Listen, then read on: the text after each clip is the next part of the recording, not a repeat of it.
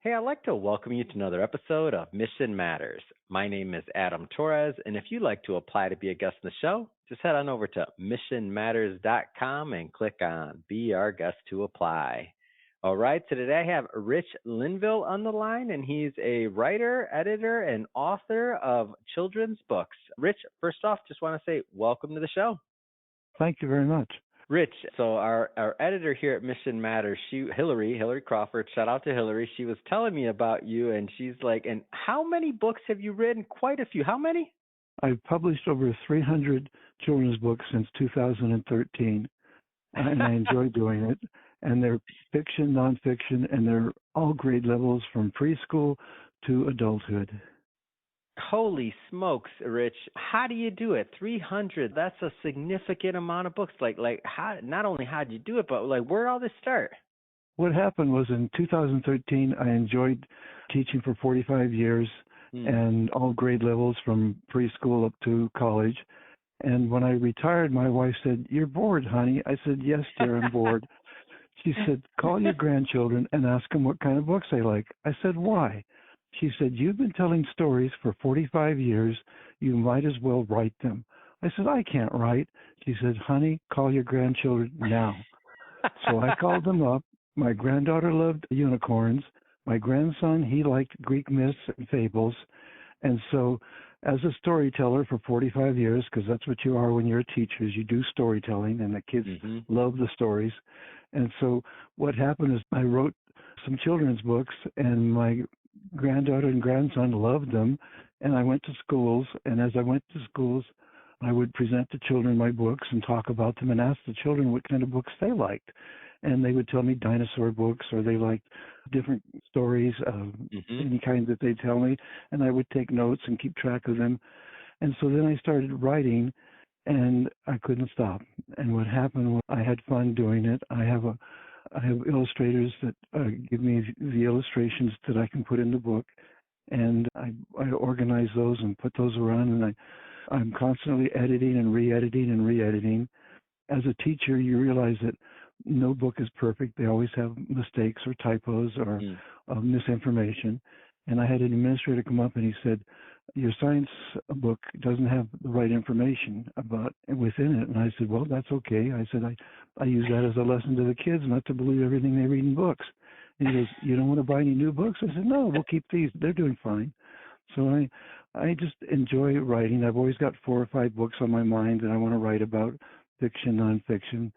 I just finished 15 women in science, because in the past, women were treated like they couldn't do science, and actually that's wrong. They're not only as good as men in science, but they've proven that they can do things that before they said we couldn't do. And so I enjoyed writing that book. A lot of Aesop fables, I rewrite them or change them. And at the end of the Aesop fables, I'll ask, "What do you think is the meaning of this Aesop fable?" And then I'll give 3 choices. But the 4th choice is, I think it means, because I want the child to realize that over the years, the meaning to Aesop fables or to any stories changes, and that it doesn't have the same meaning today as it did 100 years ago or 1,000 years ago. And so what happens is that I get more compliments about, "I like the way you have my child think about what can be the meaning of this story," and they can have their own idea and they can have their own thought about what it means. But when I talk, go ahead. I want to stay in the beginning a little bit longer here because there's people that'll listen to this. A lot of business owners, a lot of executives, entrepreneurs, writers. Like, let's stay in the beginning just a little bit longer. So you're at your first book. You mentioned you have illustrators, you have like all these things. Like, talk to me about building up the infrastructure and what that took. Because you're not the illustrator. I understand that you edit and that you write, but like how did that process start in the beginning? Because I'm hoping that some people may listen to this, and whether it's children books or other books or otherwise, like I want them to be inspired to go off and write too, because I feel like as creators, it's one of the best things we can do. So how did you build that infrastructure of illustrators or whatever it took? When I first started, I kept looking online for illustrators for children's books, and I found someone that would not charge me too much. She charged a fair amount, which I could afford, and I took those illustrations, and I was one of the first teachers in my school to use PowerPoint. And with PowerPoint, the beauty of PowerPoint is not only can you move illustrations around and enlarge and shrink and add to them, but you can put up a question. So I would say to my students, what happened on the Titanic? Or I'll say, who is this story about? And we'd always start off with questions because that was my way of teaching. I wanted to teach students to look up the answers or to figure out the answers, either using their book or later on it became the internet, or discussing it as a group, because I wanted them, they learn more from each other than they did from the teacher. So I was not sage on the stage, I would be a facilitator, and I'd say, look it up. Then what happened was I started writing these books, and as a teacher, I've been editing stories for a long time, and so I would walk away. I would write, get up, walk away, do something else, and then come back and read it, and I'd go, no, that's not right, I'm going to change that. And with PowerPoint, it's easy to change your text. It's easy to move your text around on the picture. And so if you look at my books, you'll see I'm the kind of teacher that I use a lot of visuals. I want students to see. So I'll have lots of pictures, and they can see an example of what the Mayflower ship looked like if you threw a cross-section, or you get to see inside of it. And then I'll have information or labels that relate to that, and I move that around and play with it. So when you're writing, try to get as many people as you can to read what you write and to give you feedback. But also realize your close friends and your relatives, they're going to say it's great. Yeah. So constructive feedback is what we're going for, yeah? Yeah, that's what I keep saying. I don't want it's great. I want to know, how can I improve it? Or what do you suggest I do? Or what do you think I should do? And so you want to try and get as much feedback as you can. The beauty I found for me as a self-publisher is that I don't have to pay someone to publish for me. And you have to be careful, and this is extremely important. There are a lot of scams on the internet about companies that said they will publish your book, but the fine print is they're going to charge you lots of little money, and you're not aware of that until it's too late. Yeah. Did you go self-publishing from the beginning, or did you work with a publisher first? Like from the beginning? I went self-publishing from the beginning, but because I had a friend who said, you realize that you're not in it for the money, because what happens is that most parents buy children's books written by when they were a child. And so the Dr. Seuss is very popular because when you were a child, you had it, and so you give it to your children. Yeah. So you do it because you enjoy doing it. I never really thought about that, actually, Rich, what you just said. So it's like it's kind of like the consumer. So it's like, well, who's the one buying it? It's going to be the parents, duh. So what are you going to give, right? That makes so much sense. So so that's why those brands can also be so enduring. Yeah. Yes, and then so what happens is that you still have fun doing it. You're mainly doing it for the fun of it and the enjoyment and the insights. You learn a lot. I learned more in my 1 year of teaching than I did my 4 years of college, because when you teach something, you have to know it. And when the kids say, why do we study this? You have to have different answers, because there's always that kid who says, because I said math. So doesn't work, right? That's not a good. No, that doesn't work. No, that doesn't work. And I usually have the kids answer why we study it. I'll say to you, okay, why do you think we study this? What good is this? Who cares about this stuff? And why should you care? And I say, you can hate this. You don't have to like, I don't like everything. You don't have to like everything, but just learn as much as you can and do the best you can, and don't worry about it. You might need it in a job someday, and then you'll go, whoops, I should have paid more attention. So that's when you're doing with writing, you just have fun with it, and you get different people to review it and to make comments, and then you do editing and re-editing constantly. Even when I publish the books, what's nice about publishing on Amazon, is that I can always re-edit my mistakes and fix them up and go back and change them.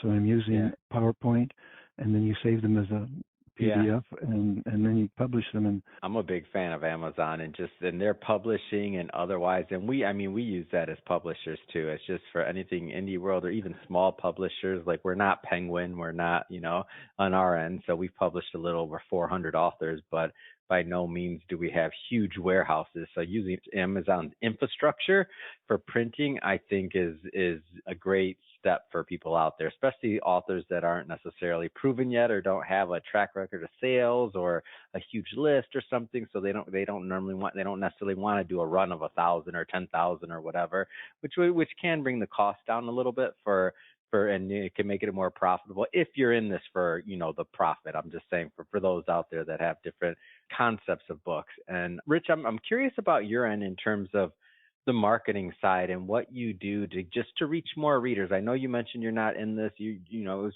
after retirement and you're doing this out of the love and the learning and all the other experience, but every author wants to reach more readers, have more people read their work, because you're ultimately doing this to benefit the children, the parents, and others. How do you expand your reach and your footprint? How do you get your name out there? I've tried different methods. Sometimes I'll use the Amazon advertising, and especially for the holiday ones, it works on the holiday books. That's interesting. How'd that work for you? Is it? I think we've experimented a little, but we haven't done anything really serious on that yet in terms of spend. But it seems interesting.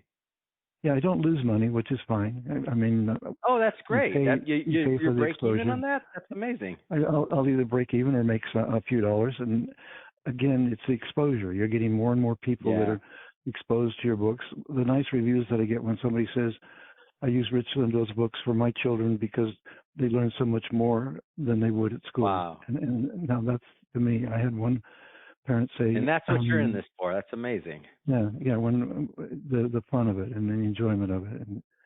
But again, anybody who wants to make money on it, the key word there is, of course, advertising. But there's no guarantee. Again, you're dealing with an audience that can.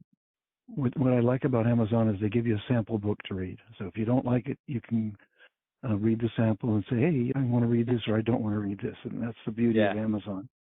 I had one review that was... Oh, go ahead. Sorry. Go ahead. Oh, I was saying, I had one review that was a 1 out of 5. And she said, fix this and fix that and fix this and fix that. And I went back and I fixed it. And it was nice to have that constructive criticism that here's somebody who read my book and said, I needed to fix these part here. One person said one page was blurry and they couldn't read it. And I thought, okay, I got to fix that page. And so it's nice to get that feedback from reviews that I don't mind a review of 1 or 2 or some people say they give 0 if they could, but I don't mind that because that helps me give information and feedback for what I need to write and improve the book. Yeah, the data. And that's important.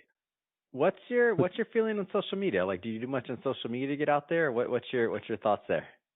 I use Facebook a lot, and I have some followers, and I have people that give me the thumbs up or give me the nice comments or give me the nice feedback or give me the comment of, I suggest you read this book. You should check this book out. So those things are nice from somebody who's actually read the book and recommended it to other people. And it's word of mouth kind of thing that, except that it's on Facebook where people are kind of saying, check this out or look at it. Basically, Facebook's what I do. Talk to me about your vision for the future for this Rich Linville empire of children's books. You didn't say that. I'm saying it because you got an empire, hundreds of books under the title. Tell me about the vision for the future. Well, I just want to keep doing it. And in fact, I've always got, like I said, 4 or 5 books in my head right now that I want to write about and discuss. I have a friend who's published books for adults, and he's got 100 books in his house. And I said, what are you going to do with those? And he said, well, I can't sell them. Every place I go, they don't want them or I'm stuck with them. And I thought, oh, my God. But he wants me to write them as a children's version. So I'm taking his book that talks about Kennedy and PT 109 and World War II, and he wants me to put them as a children's version. So I've been doing that, some of his books. And he says that he likes that. He only writes for adults, and I'm doing his book for children. Well, I like the creativity. I like the thought process, and I love that you're doing it for the love of the craft, really, like to get it out there, to get the reader feedback, to get better, and just to continue improving and to get the work out there. Because I feel it's almost like, or I should ask you, do you feel like it's almost an extension of your teaching, like all those years in the classroom and everything else that you did and giving back that way, and now this is another way to give back? Am I off? Absolutely, and thanks to my wife who encouraged me to do it. And I kept saying I'm not going to do it. And let's be real, you were bugging her. She's like, "Oh, this guy's got. Come on, man. You used to when you were at work all day." No. You're bored. Get do something. You're driving me crazy. Exactly. You got that one right. So shout out to Rich's wife. Thank you for many things. I owe it all to her. For you getting them out there, we'd be 300 books less. So thank you. Yeah, and I owe everything to her. It's the feedback, and it's the nice compliments when I wrote one about Johnny Appleseed, and a father wrote me an email, and he says, I want to thank you because my son and I, after we read the book, he wants to plant an apple tree in our yard, and we're going to do it, and he's all excited about it, and together we get to do something together, and it's going to be the future. Also, I learned in my teaching the first day, I would say to the kids, why are there bullies, and what do you think you can do about them? And talk about a discussion. I mean, all these comments from kids and all these thoughts and all these information. I had one class that said, we've got a bully in the class. I had sent a student down to the office to get something for me. And when he left, another student raised his hand and he said, so-and-so's a bully. I said, what? I said, well, if he's a bully, I can call the police. I can talk to the parents. I can report this. It doesn't do any good because he'll do it after school. I says, well, what do you want? We want suggestions. I said, what do you guys think you can do? We don't know. I said, well, first off, travel in a group. When you're in a group, you make sure the bully doesn't pick on anybody. And as a group, you stand between the bully and I don't call them a victim, I call them the target, because a victim acts like you can't do anything, whereas a target is what they're looking for, just some target of some sort. Yeah. And so I said, any other ideas? And then we talked about it. A few days later, I sent him to the office. I said, okay, you guys, what's the follow-up? They said, it worked. And after school, he was picking on somebody, and we all stepped between him. We said, we don't do that here. And he stopped. And I thought, good for you guys. You handle it. So in my book, I have what's called role playing, where you role play that somebody has pushed you in the back, a bully has pushed you from behind. What do you do? And it's meant for the students and adults and counselors to talk about it and to think about it. And then I give some possible suggestions. One suggestion could be keep going and find a safe adult, because when you turn around and try to face them, unless you're good in karate or sports, and they might have a gun or they might have a weapon or some sort to hurt you.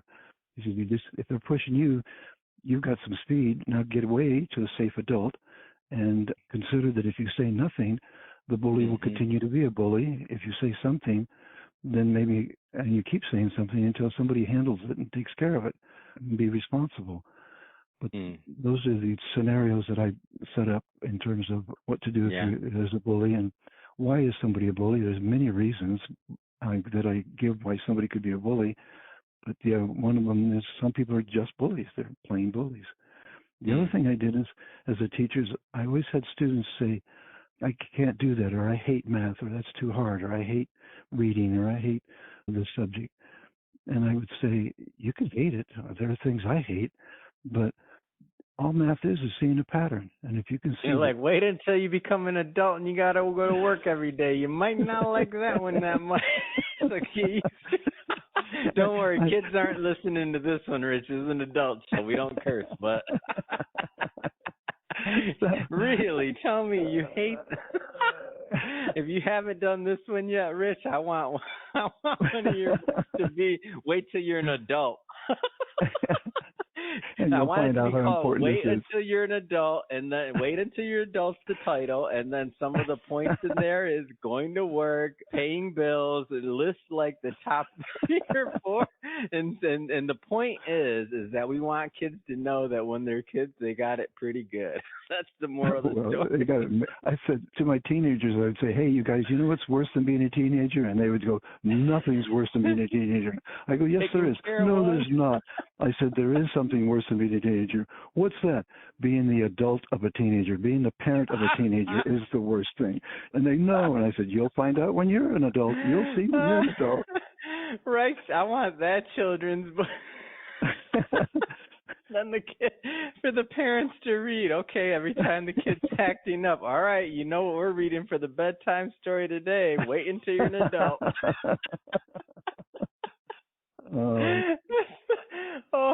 Rich, hey, I just want to say first off, thank you for coming on the show. This has really been a lot of fun. I think it's truly admirable what you're doing and continuing to add to the world and to give your gift of teaching to others and to future generations as the books live on. That being said, a lot of people listening to this, if somebody wants to follow up, wants to pick up some of your collection, wants to connect, how do people do that?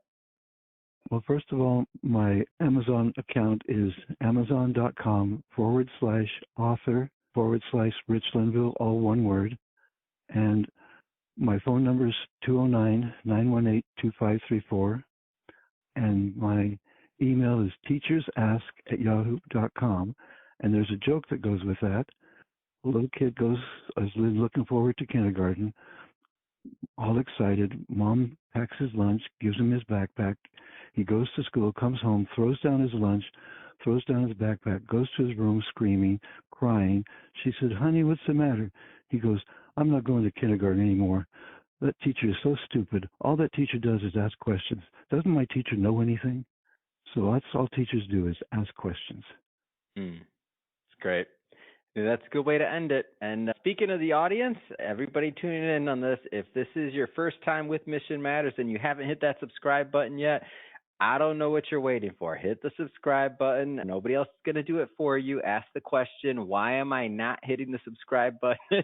Ask some questions, Rich, right? Hit the subscribe button, and we have many more mission-based people coming up for you on the line, and appreciate you listening and tuning in. Rich, thank you again so much for coming on.